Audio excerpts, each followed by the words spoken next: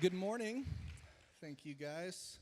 Hey, I don't know who that was, but I'll take that. Hey, was that Jackie? You guys are great. Thank you. You always make me feel so special. Real quick, I want to shout out our production team. Some of you guys might have been wondering why you've been able to enjoy the entirety of service, because you get here about halfway through worship, but we've had some technical difficulties today.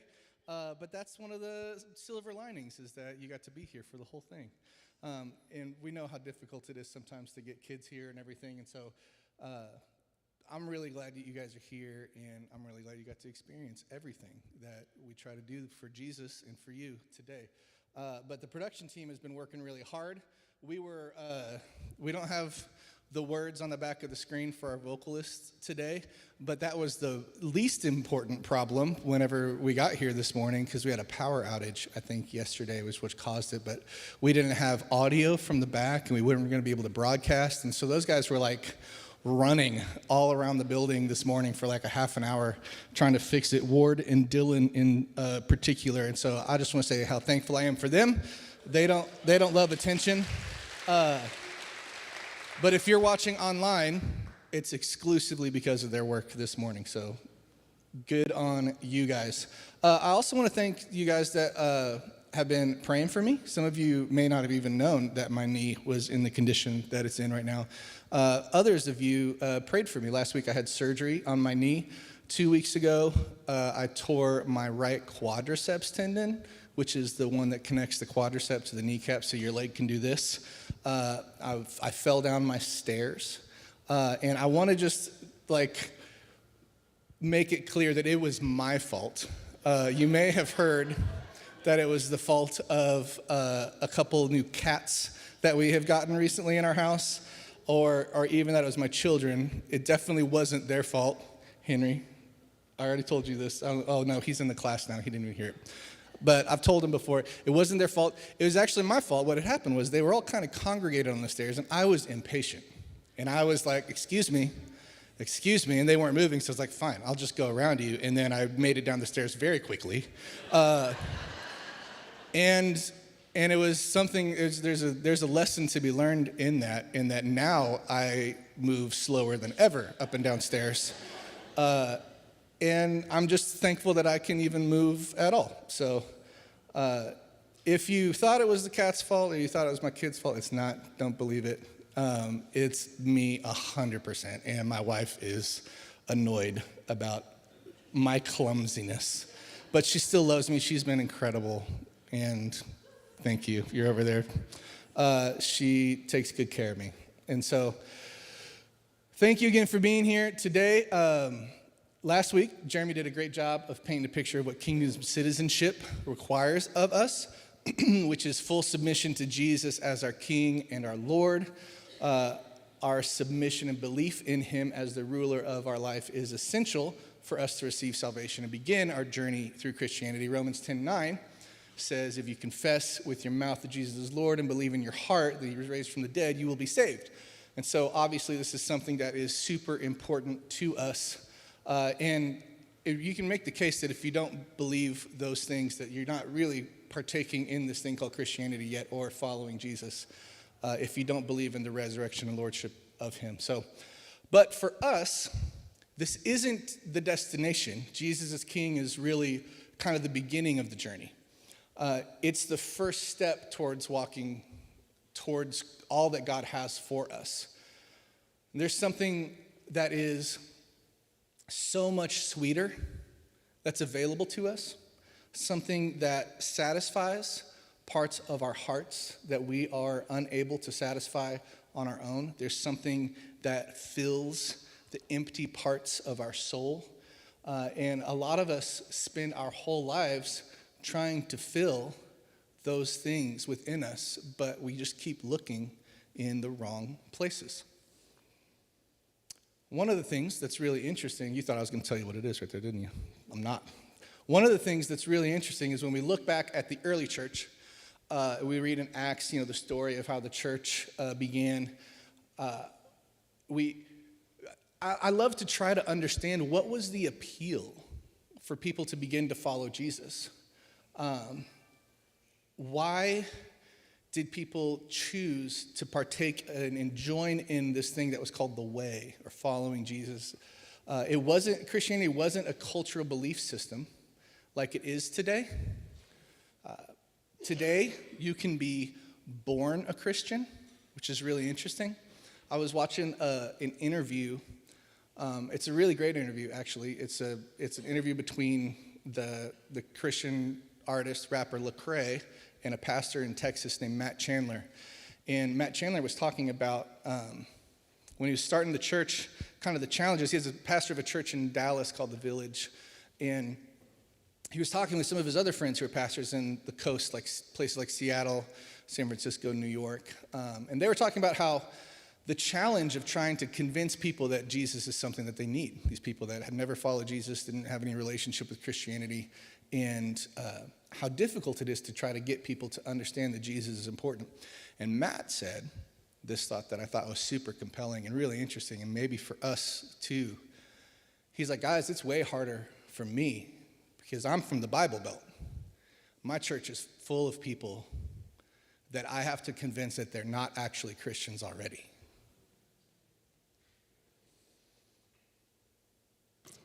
Wow.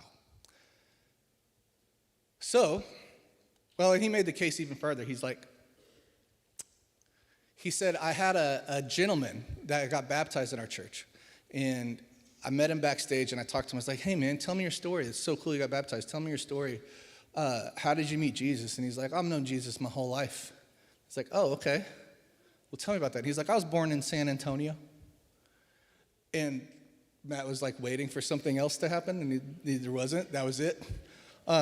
And so that right there kind of illustrates the idea of like what cultural Christianity looks like.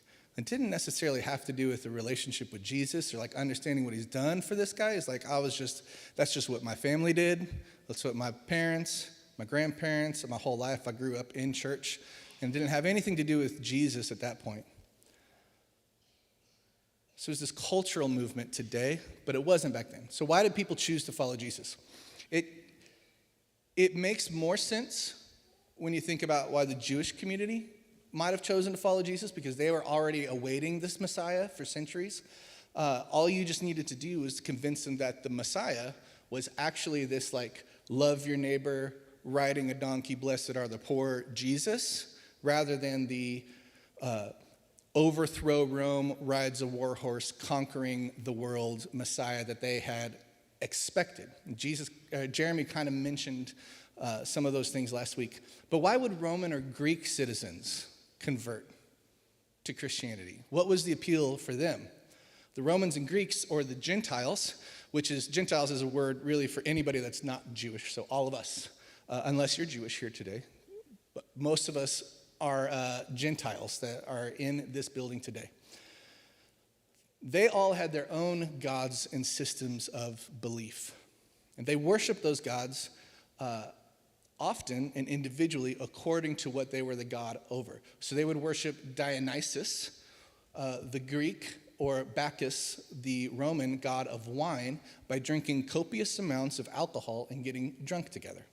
They would worship Aphrodite, or Venus, the goddess of love, by practicing promiscuity and having parties. In order to keep this PG, I will just say they had parties where, let me make sure I read this correctly. They had multiple partners all in the same place at the same time.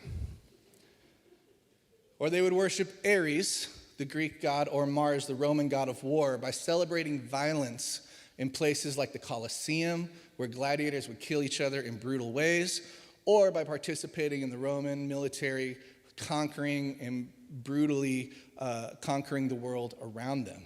They would worship Zeus, or Jupiter, who was the chief god, the ruler of everything. He was the god of the sky. They would worship him by going to his temple and making burnt offerings so that he would do things like bring the rain and good weather.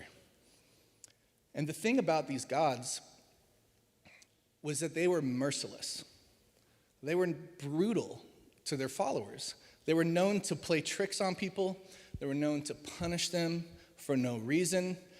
Their servants were nothing but like just a plaything for them to like entertain themselves with. And the Greeks and Romans were terrified of their gods. So it's possible that maybe the appeal of Christianity was when Paul or Timothy or some other follower of Jesus would have a conversation with them and tell them about a God who loved them. Tell them about a God who died, which was something that was unheard of. Gods were immortal. But then he died and rose again, conquering death. And he didn't conquer death just to prove his power. He conquered death so that way his followers wouldn't have to be subject to death themselves.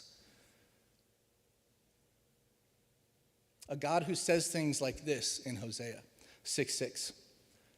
I want you to show love, not offer sacrifices. I want you to know me more than I want burnt offerings. Or he said things like this in Jeremiah. This is what the Lord says. Don't let the wise boast in their wisdom, or the powerful boast in their power, or the rich boast in their riches.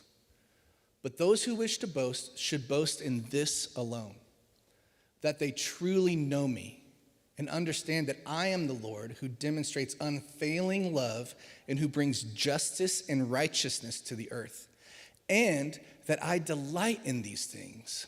I, the Lord, have spoken.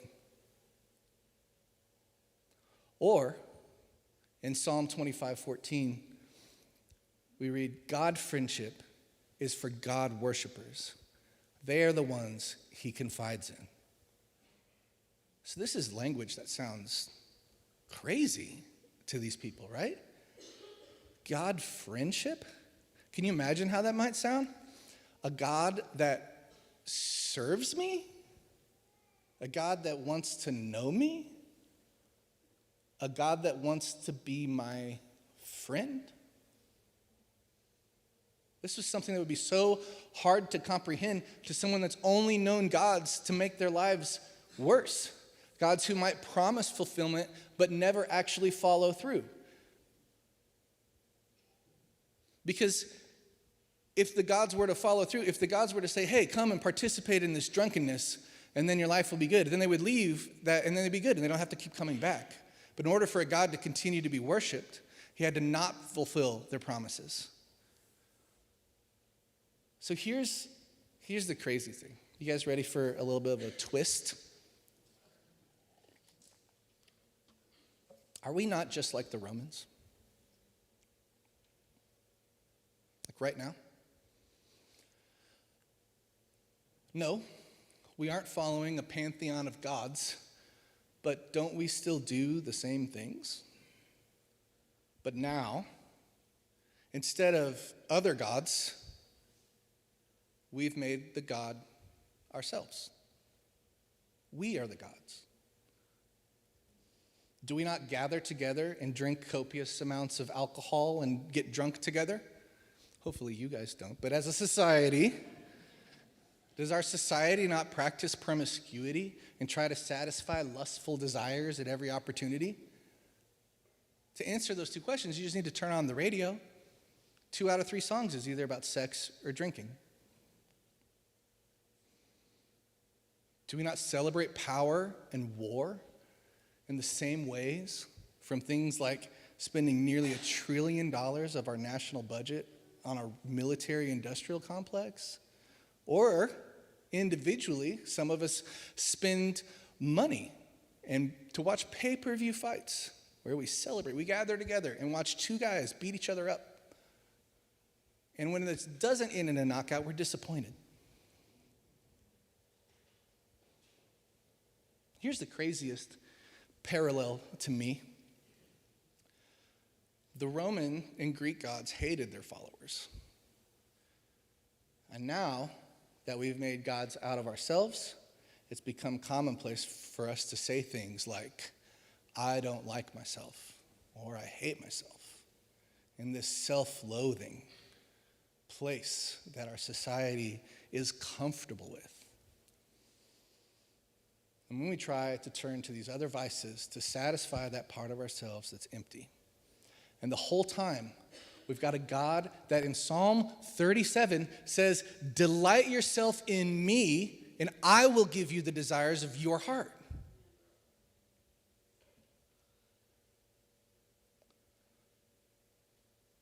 So you might be here today and think, yeah, this does sound appealing, or even I've been trying to do this, but I still don't feel any closer to God than when I started. And I think sometimes that we make this harder than it needs to be, or we overthink it. The Bible actually makes it sound pretty easy. James 4:8 says, draw near to God, and he will draw near to you. Acts 17 from the Message says, starting from scratch, he made the entire human race and made the earth hospitable with plenty of time and space for living so that we could seek after God and not just grope around in the dark, but actually find him. He doesn't play hide and seek with us. He's not remote, he's near. We live and move in him. We can't get away from him. He's not hard to find. That's why haven't some of us found him yet? I think it's because we're really easily distracted. Jeremiah 29:13 says, you will seek me and find me when you seek me with all your heart. So you might say, well, how can I seek him with all my heart when I'm so busy? Every friendship that you've ever had took time to develop. It took intentional decision making to not do something else so that you could spend time with that friend. I think about my relationship with Jess, and we try to go on dates at least once a week or two at most, but it's really hard because we have some child activity every single night of the week, sometimes multiple. On Tuesdays, all three of our kids have to be in different parts of the city at the same time, which is, I don't know how we're figuring that out. I couldn't even drive last week very well, but somehow we made it. We're here. But we both know that if we don't carve out time for ourselves, for our relationship, that we'll begin to grow apart. And as we grow apart, that distance brings distortion. When we're growing distant, I begin to question her heart for me. And it happens the other way around as well. I start to lose trust in her intentions and her words. I start to question things that are stupid. But you can see this parallel with God pretty quickly. If I want to be friends with Jesus, I have to prioritize spending time with him. It's the only way to build a relationship. In fact, for Jess and I, it's actually more important for us to spend time with Jesus than it is for us to spend time with each other. Because if we're spending our time with Jesus, everything else in our life falls into place. When he's the top priority in our life, everything else is taken care of. Usually, when we stop prioritizing each other, it's after we've stopped prioritizing Jesus. Let's read Jeremiah again. You will seek me and find me when you seek me with all of your heart. Well, how can I seek him with all my heart when I'm just so worried about all of the things that are happening around me? Something's about to go wrong. The answer is, you can't. Worry is one of the biggest indicators that you don't have an intimate friendship with Jesus. If I'm always worried about everything around me, then it's pretty obvious that I don't trust Jesus to be who he says and to do what he says he will do. I'm not talking about brain chemicals.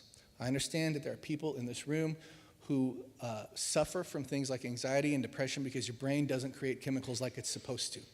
That's not what I'm talking about. I'm talking about when we just don't trust God. We can get to a place where we think so much about what could go wrong, or we think so much about what is wrong, or we think so much about the things that could come against us or the bad things that could happen to us, that we move into this place where we're afraid. We can adopt this spirit of fear. The Bible talks about that God doesn't give us a spirit of fear. If we're in that place, it didn't come from God. God does not give us a spirit of fear, but of love and power and a sound mind. The Bible is littered with verses about worry. Jesus in the Sermon on the Mount said, do not worry about tomorrow because it has enough problems of its own. Worry about today. But then he also says, do not worry, but instead pray about everything.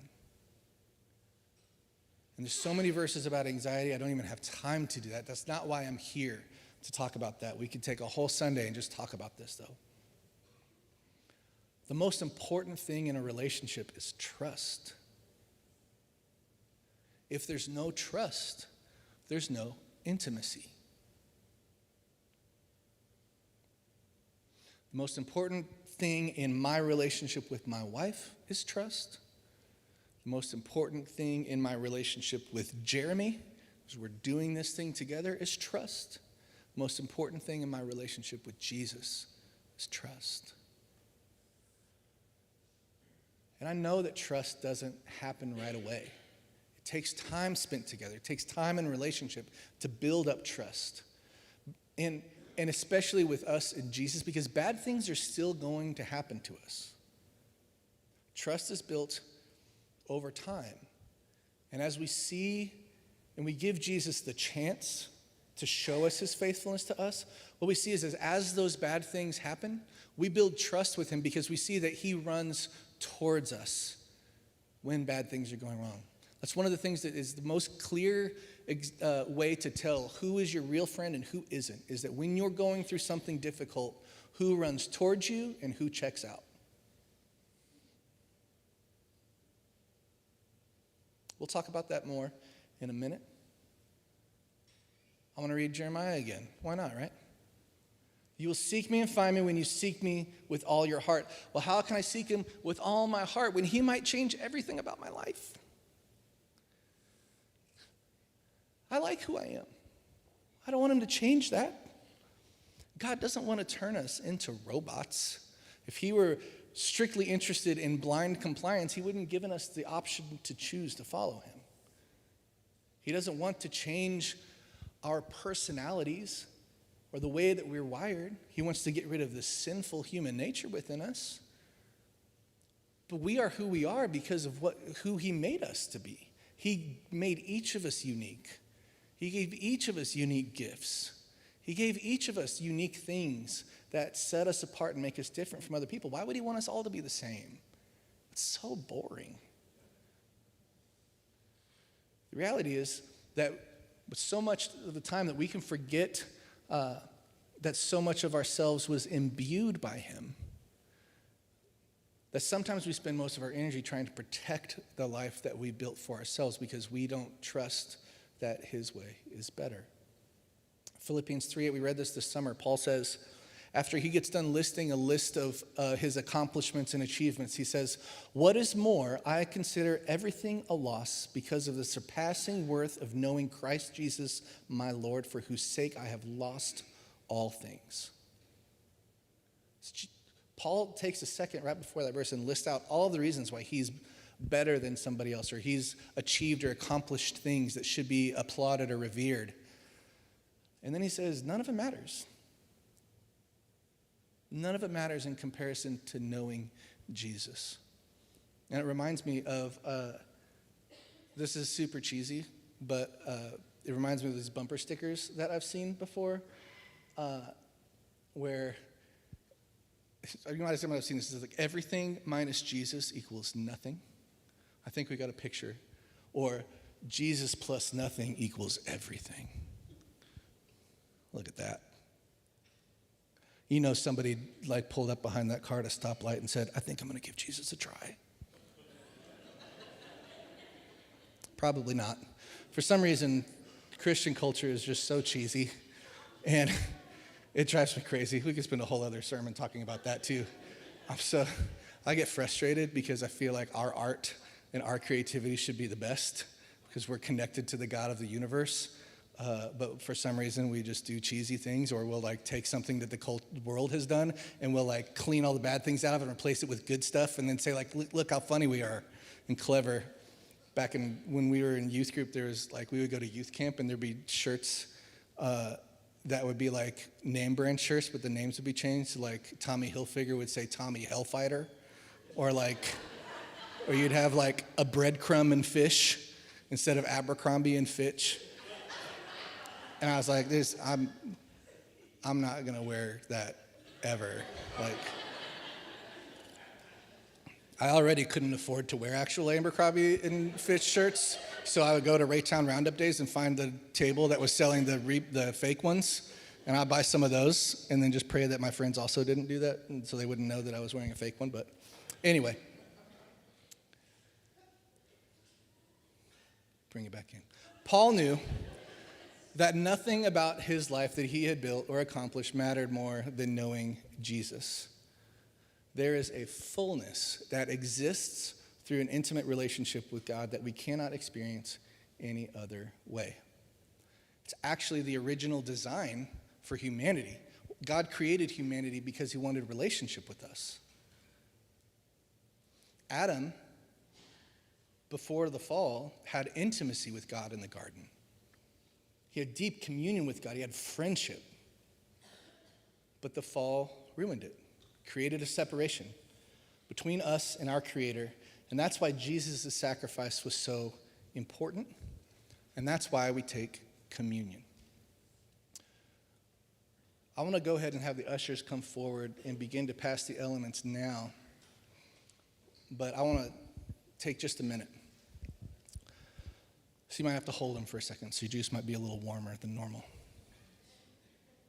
Jesus gives us two gifts to remind us of what he has done for us. Those gifts are his body and his blood. When we take the bread in communion, remembering that his body was broken, that it took on the weight of our sins so that ours don't have to suffer that punishment. When we drink the cup, his blood that represents his blood that created a new covenant between us and the Father. And this covenant is the thing that gives us his victory over death. It's the thing that gives us authority to ask for things in Jesus' name. But more importantly, it restores the relationship that the fall broke. So sin severed the relationship between us and the Father. Jesus' blood recreates it. It reconciles it, renews that relationship. Now, before we take communion and pray, I want to do something that I think is really important. I want to tell you about what friendship with Jesus has done for me and what it's done for my wife. Because I think it's one thing for me to try to make a compelling case based off of Scripture and what it says to teach you about friendship with Jesus. But it's another thing to let you just know what this means for me personally.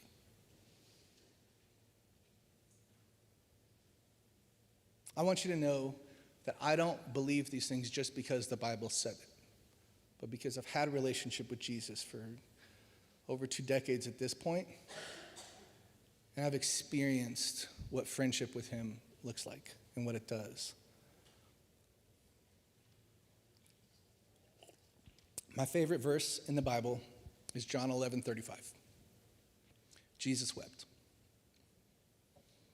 I know it's hard to remember that one. You might ask, what does that have to do with what we're talking about today? And I would say, I think it has everything to do with what we're talking about. The context for this verse comes when Jesus' friend Lazarus has died. Before he died, his sisters, Mary and Martha, sent word to Jesus, who was far away, that Lazarus was sick, pleading for Jesus to come back before he died and heal him.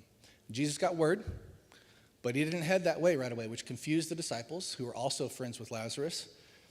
And they wondered why he wasn't taking this more seriously. So Jesus finally gets there after a couple days of waiting. Martha comes out to him and says, "If you were here, my brother would not have died." And Jesus says, "Your brother will rise again." To which Martha says, "Yes, I know, in the resurrection at the last day." And then she goes in and gets Mary, who's been mourning in the house. And Mary's kind of a wreck. She gets to Jesus and flushed with grief, she falls down at his feet. And she says the same thing, but she says it just a little bit differently. She says, "If you were here, my brother wouldn't have died." And then Jesus didn't offer her words. He didn't tell her promises to console her, to say, hey, you don't need to cry, it's okay. What did he do in response to her grief? He wept. Jesus met her grief with his grief.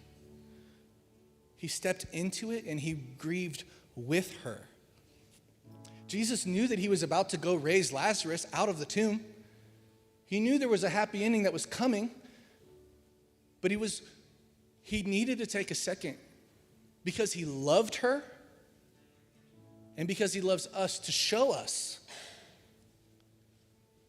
that he is with us in our grief and in our pain, in our suffering. The resurrection of Lazarus hits different when I imagine Jesus calling him out of the tomb with red and puffy eyes. Because he wept. So, I realize that's still not personal. That's still... The month of August for our family has started to become a month that we would really love to skip over.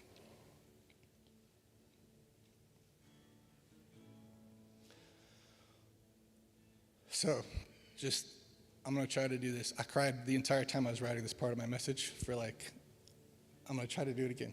Or I'm going to try to do it clearly so you can just understand through my blubbering. 2 years ago, Jess's cousin, Megan, who was really more like her sister, passed away in her sleep unexpectedly at 37 years old. We still don't know why. The grief and the pain from that sometimes feels too much. Then last year, a very dear friend of our family and of our church, Kemet Jenkins, passed away in August after a fight with cancer. And we miss her all the time. And in this last season, we would have really loved to have her wisdom and joy with what our church has been going through.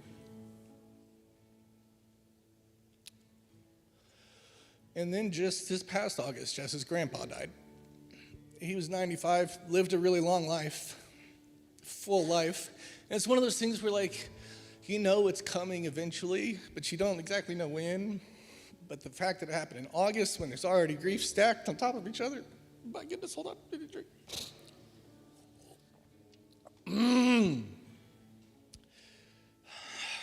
August has just become this really weird and heavy month in a way that we really don't know what to do.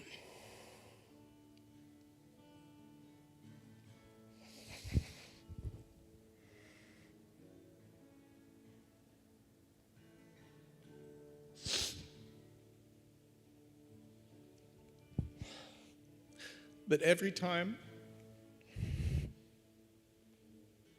this is the part that made me cry for a lot. Every time I think about the grief, I think about Jesus sitting right next to me.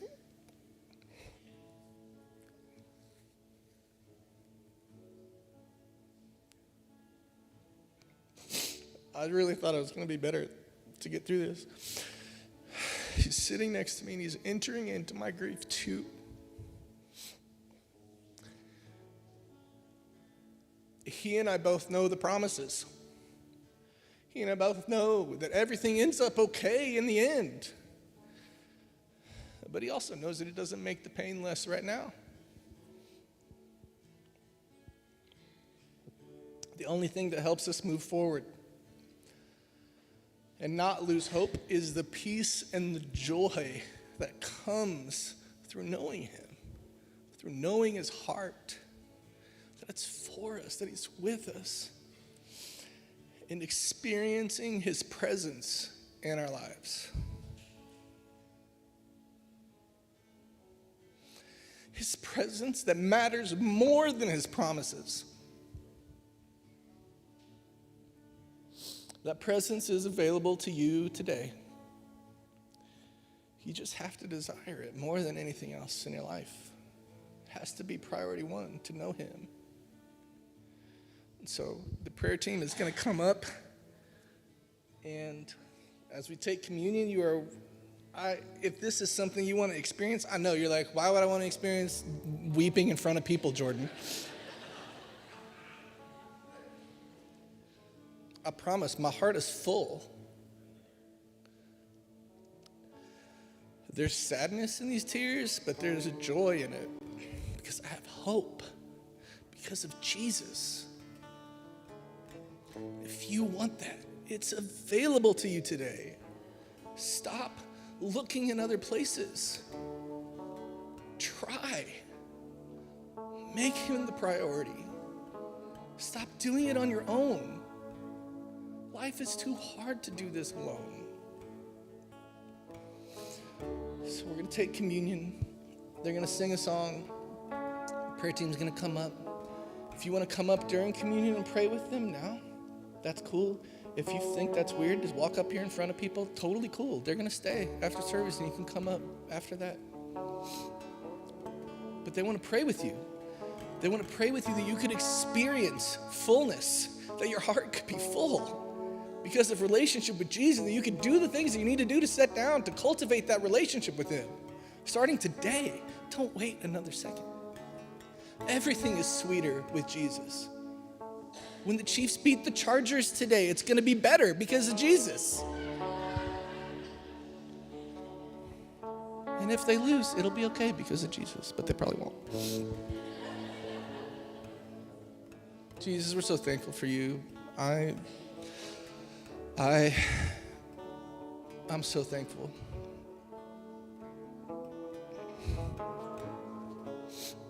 For your friendship.